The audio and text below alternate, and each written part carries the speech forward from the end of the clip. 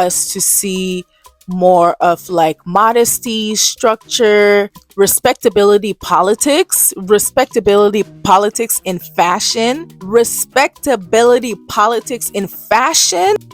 Girl, you can't tell me that Shein is worse than Zara, and you can't tell me that Fashion Nova is worse than Mango, because they're all the same. Let's be in tune with our personal style. Your personal style is going to save you from all of this hooplas. It's going to save you from all of these micro trends. It's going to save you from this disastrous trend cycle that is straight from the 8, I'm walking with God, I don't need a drink. The devil be talking, I don't entertain. I'm walking in faith, I'm sowing my seed, I did it in faith. I gave it to God, and he made it great. Put me in good soil and took out the snakes. Hey family members, welcome back to our channel. Just want us to gloss over the fact that I have not been here in over 2 to 3 months. I will do a full update in the update video that I promised about 4 months ago.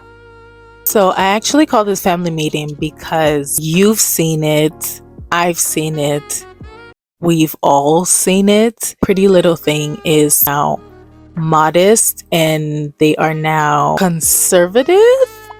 I feel like there's a lot to touch on, especially with the political climate of the country and just everything that's going on in the fashion space, and just how politics can kind of seep into fashion, which is what we're seeing happening in this very moment. So if you're new here, my name is Jaël. Peace, I make fashion, beauty, and lifestyle content.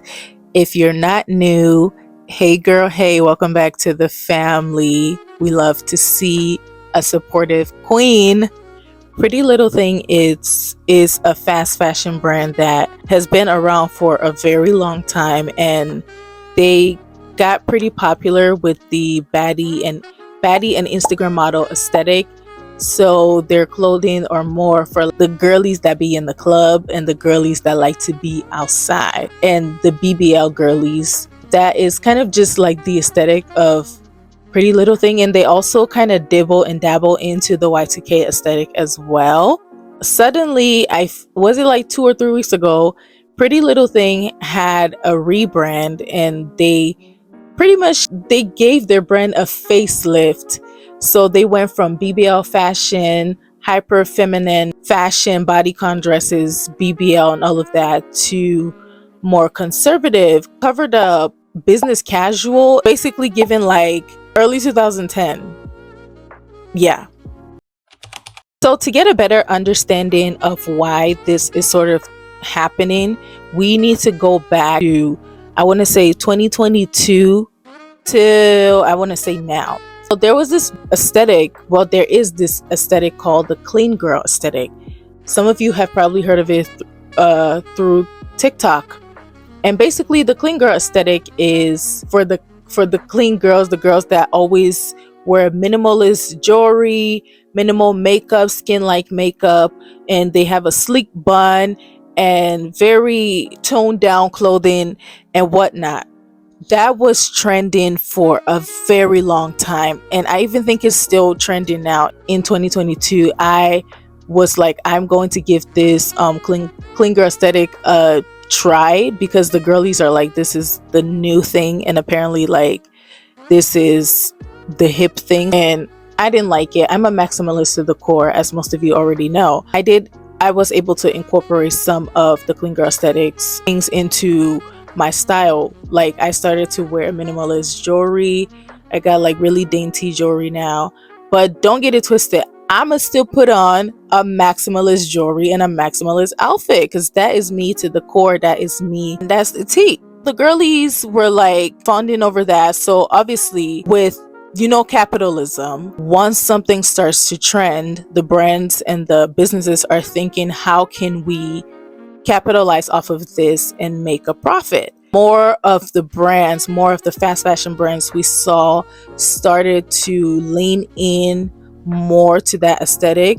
And I think one brand that really thrived and continues to thrive is House of CB, because they really went House of CB have like very nice, cute dresses, corset dresses. When the clean girl aesthetic became more and more viral, they kind of went more into cottage core and all of that, because with most of these aesthetics, there are a lot of similarities. So they lean more into that kind of cottage core vibe, to now like the brand is, kind of known for that cottage core vibe, minimalist vibe. If you need a cute corset dress, if you type of thing.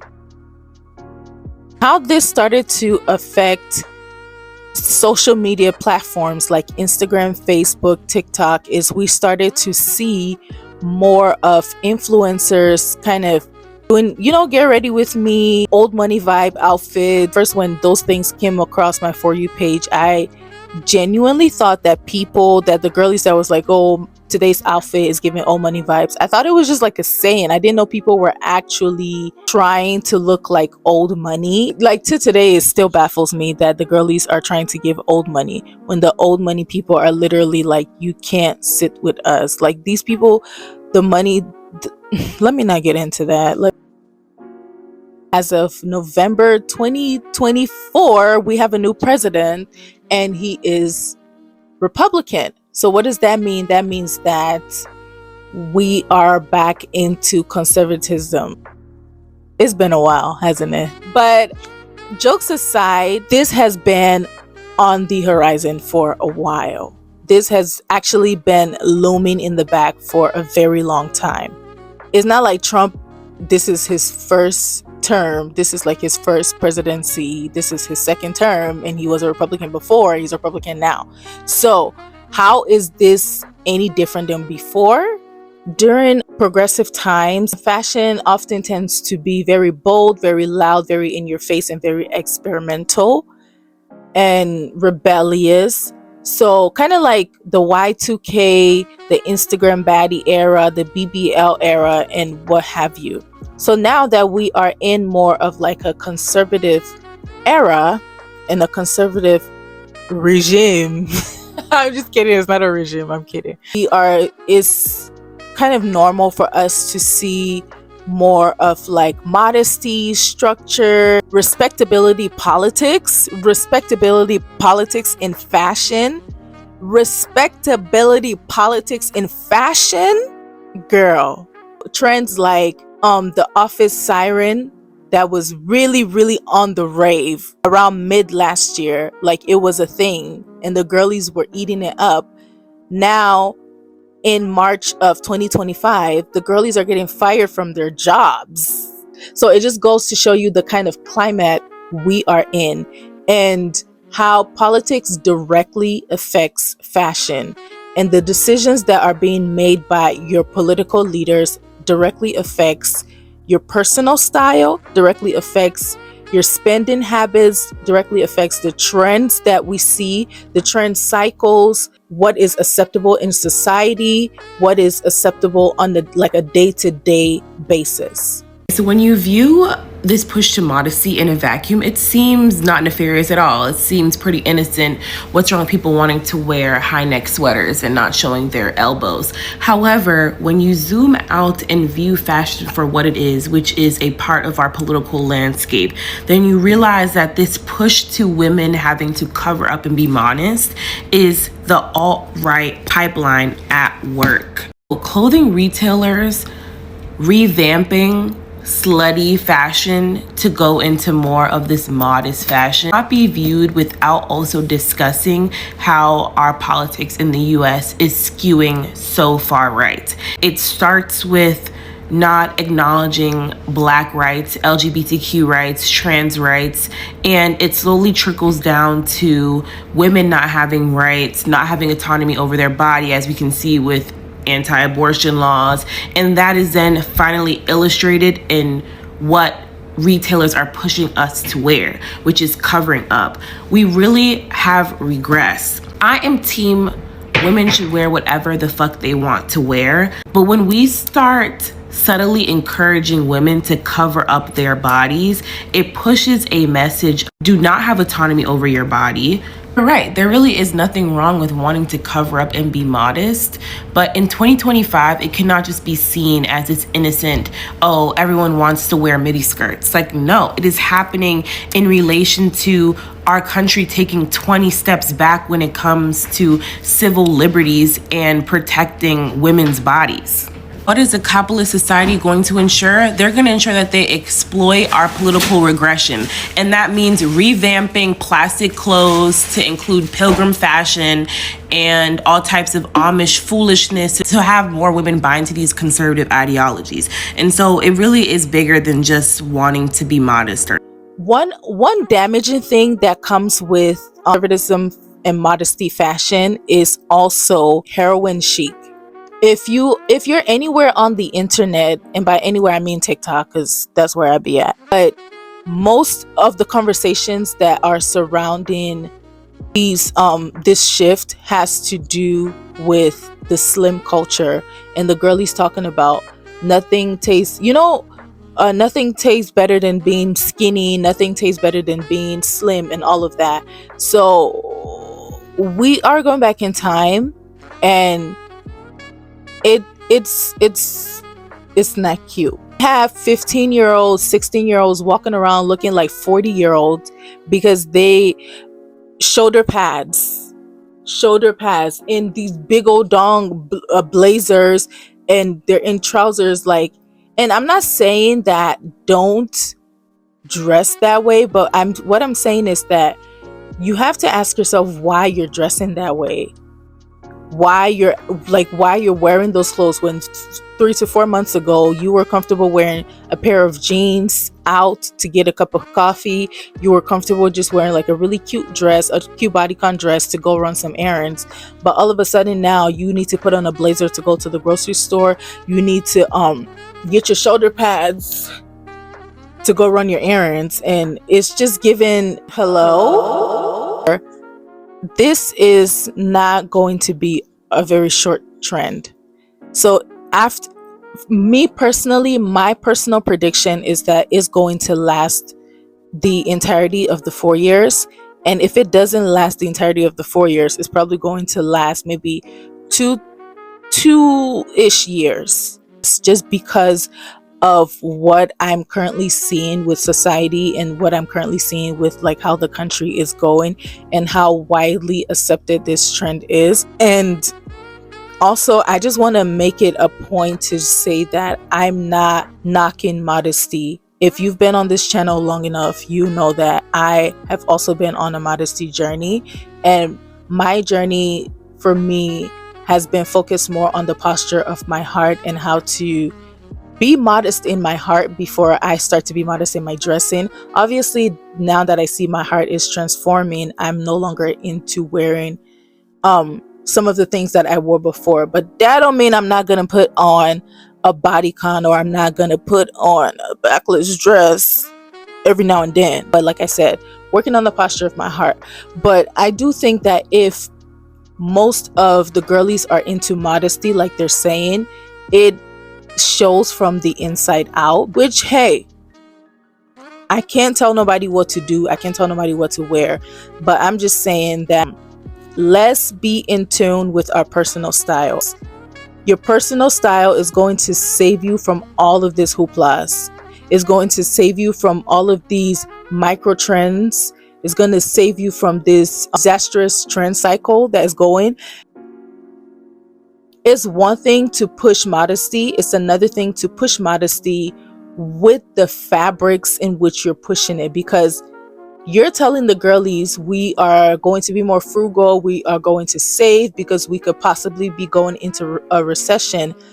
But the clothing in which you're selling does not reflect that. There's no way in hell that you are selling me a polyester blazer for $200.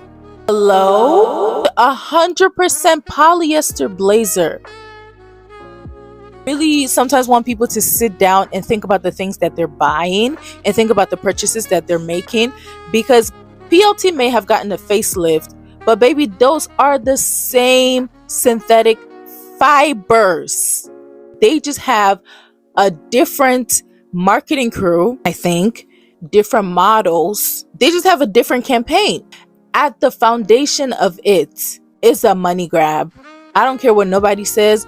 It's a money grab. The Pretty Little Thing rebrand is pure comedy because they're changing the logo, they're changing the font, they're changing the clothes they're selling, everything but the polyester in the clothing. Like, I went on that website and I scrolled for a solid 5 minutes and everything was still 90% polyester. So you're about to raise the prices for your new little high neck sweaters, ditching the BBL fashion, and you're still gonna give us plastic? Like, that just does not make sense to me. Please, y'all, do not fall for this. It's not surprising to me that brands are doing this rebrand to go into this pilgrim fashion because of where we are in the state of politics. Like, we can truly see the shift to conservatism from our politics to what we're wearing, to what we're watching. So no surprise that everybody's looking for their high neck sweaters and midi skirts, but at least make sure it got cotton in it. Like, be for real. They're charging $80 plus for non-natural fabrics. Please, y'all, save your coins and shop slow and small. If you have your own personal style, you're able to see through that. That is a money grab. I've seen so many videos on TikTok of the girlies doing try-on hauls from the new drop that they did, and the outfits, they look ill-fitting. If you are going to sell clothing to people for $200, $300 in this economy, you need to make sure that it's tailored. I can forgive 50%. I can't even forgive 75%, but 100%, like, come on. Because I don't know where we are in fashion. I really just don't know where we are. But I think to make it very clear to the brands that we do care about the quality of clothes is that we need to let them know that it's not about the rebrand. It's literally about the fibers. It's about the fabric composition. Make the clothes better. You are trying to be in competition with Zara. Zara is also fast fashion. And I think sometimes we forget because we kind of label like Zara, H&M, Mango, and all of these brands as luxury fashion. Baby, those are still fast fashion. They still have fast fashion practices. You can't tell me that Shein is worse than Zara. You can't tell me that Fashion Nova is worse than Mango, because they're all the same. It's just the marketing that sets them apart. One has marketed themselves to be a high-end luxury brand, and the other has marketed themselves to be an affordable everyday brand. And don't get it twisted, they're all playing you. Well, me too, all of us. They're playing all of us. This shift that we're seeing in fashions, I want the girlies to be wise. I want the girlies to wake up and actually understand what's going on. This year, I've actually made it my duty to go on a sustainability journey. I am trying now to focus shift my focus on sustainability, even for my own personal style. And what that looks like for me would be buying from local designers, buying from Black-owned designers, buying from African designers. And yes, it's going to be a lot more expensive and is going to cost a lot more, but I think it is important to support all of these people now, because that's the kind of climate in which we are in. And don't even get me started on how people are getting sick and how specifically Black women are getting sick from the polyester of it all, from the rayon of it all.